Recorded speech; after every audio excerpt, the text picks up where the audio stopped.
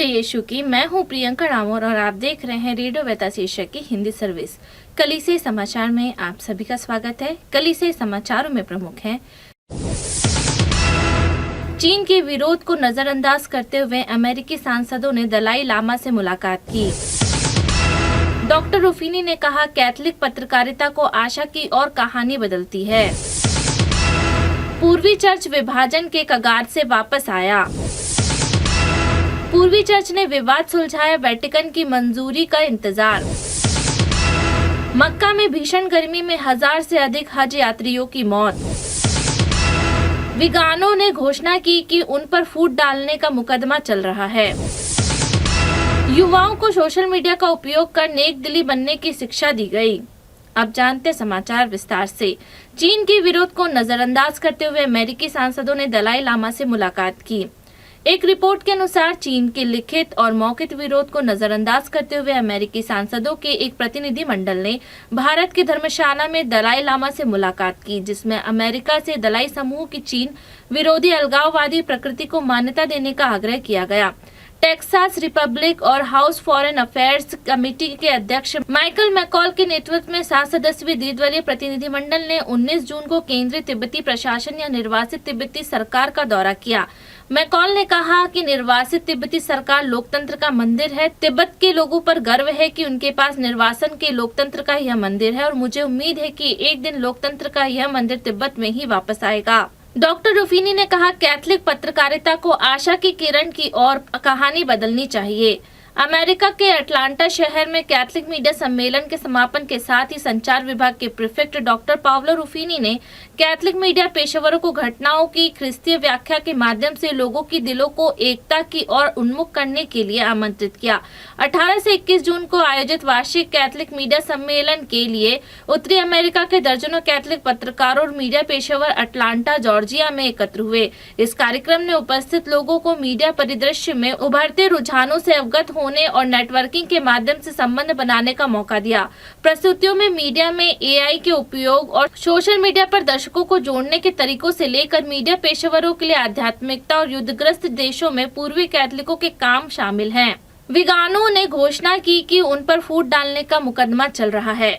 संयुक्त राज्य अमेरिका में वेटिकन के विशिष्ट अधिकारी और परम धर्मपीठी के प्रेरित राजदूत रह चुके महाधर्माध्यक्ष कार्लो मारिया विगानो ने एक आदेश की प्रति प्रकाशित की है।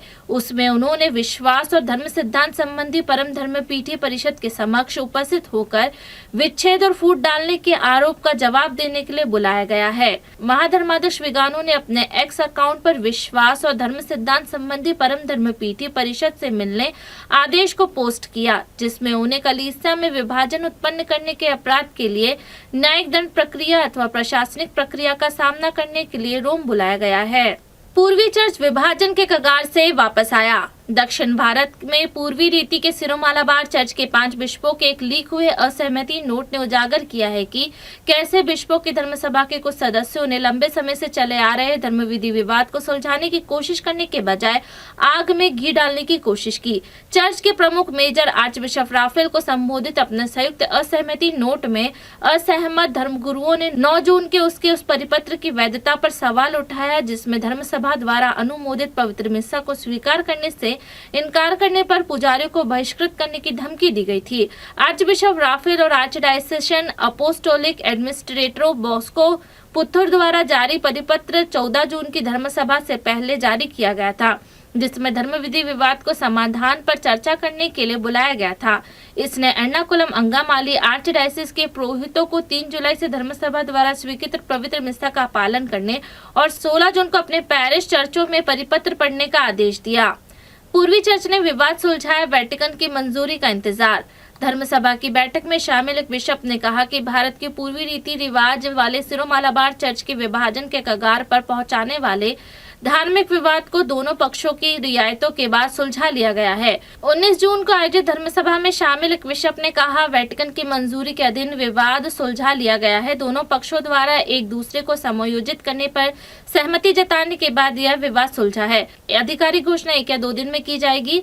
केरल राज्य में स्थित सिरो मलाबार चर्च में 5 दशकों से चल रहा विवाद 3 साल पहले और गहरा गया था, जब एर्नाकुलम अंगामाली आर्चडायसिस के अधिकांश पुरोहित और कैथलिकों ने धर्मसभा द्वारा स्वीकृत सामूहिक प्रार्थना सभा के नियमों को स्वीकार करने से इनकार कर दिया था। मक्का में भीषण गर्मी से हजारों से अधिक हज यात्रियों की मौत। मक्का में बढ़ते तापमान के बीच 1000 से अधिक हज यात्रियों की मौत की खबर है। इसमें आधे से अधिक कथित तौर पर अपंजीकृत श्रद्धालु थे, जो बिना ठंडे स्थानों तक पहुंच के तीर्थ यात्रा में भाग ले रहे थे। मिस्र ने अत्यधिक गर्मी के दौरान मक्का की वार्षिक मुस्लिम यात्रा में भाग लेने वाले मिस्रियों की मौत की जाँच के लिए एक आपातकालीन इकाई का गठन किया है, क्योंकि चिकित्सा और सुरक्षा सूत्रों ने कहा कि एक सप्ताह पहले तीर्थ यात्रा शुरू होने के बाद से मक्का के रास्ते में कम से कम 600 मिस्र के तीर्थयात्रियों की मौत हो गई। युवाओं को सोशल मीडिया का उपयोग कर नेकदिली बनने की शिक्षा दी गई। तमिलनाडु चर्च के ऑनलाइन टेलीविजन चैनल द्वारा आयोजित कार्यशाला में युवाओं को समाज की मदद करने के लिए सोशल मीडिया का उपयोग करना सिखाया गया। मादा टीवी के तकनीकी प्रबंधन और 12 से 13 अप्रैल को डिजिटल युग की कहानी सुनाना विषय पर कार्यशाला के समन्वयक फादर जैनित सेकर ने कहा, हमें यह तय करना होगा कि हम नेकदिली बने या उदासीन दर्शक। पुरोहित ने जताया कि सोशल मीडिया आधुनिक युग का एक उपहार है, जो हमारे अंतर्निहित भाईचारे की भावना व्यक्त करने, नेकदिली बनने का एक शानदार अवसर प्रदान करता है, जो दूसरों की परेशानियों को दर्द सहते हैं, न कि अधिक घृणा और कड़वाहट भड़काते हैं। तमिलनाडु के विभिन्न धर्म प्रांतों से लगभग 45 युवा 12 से 13 अप्रैल को तिरुचिरापल्ली या त्रिची के कबीर संचार केंद्र में कार्यशाला में शामिल हुए। इसी के साथ कलीसिया समाचार समाप्त हुए। अगली बार फिर मुलाकात होगी नई खबरों के साथ। नमस्कार।